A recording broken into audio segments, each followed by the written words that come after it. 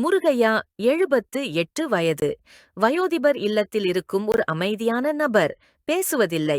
தினமும் காலை ஒரு பக்கம் பார்த்து எழுதிக் கொண்டிருப்பார். யாரும் அவனை விடையாற்ற விரும்பவில்லை. தவிர மீனா, ஒரு 16 வயது சேவகரி மட்டும். மீனா ஒவ்வொரு நாளும் அவருக்கு தேநீர் கொடுத்து பேச முயல்கிறாள்.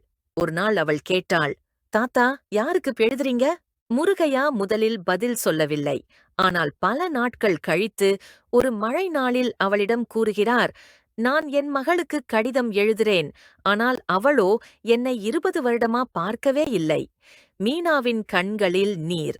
அடுத்த நாளே அவள் அந்த கடிதத்தை அவரது மகள் வசிக்கும் சென்னை முகவரிக்கு அனுப்புகிறாள். 2 வாரங்களுக்குள் ஒரு வண்டி யாரையும் எதிர்பார்க்காத அந்த இல்லத்தின் வாயிலில் நிற்கிறது. அவள்தான் முருகையாவின் மகள் சாந்தி. கண்ணீருடன் உள்ளே வந்து தந்தையை கட்டிப் பிடிக்கிறாள். முடிவு: மீனா அந்த இரவில் தனது நாளிதழில் எழுதுகிறாள், ஒரு சிறிய கடிதம் ஒரு பெரிய பிணைப்பை மீட்டது.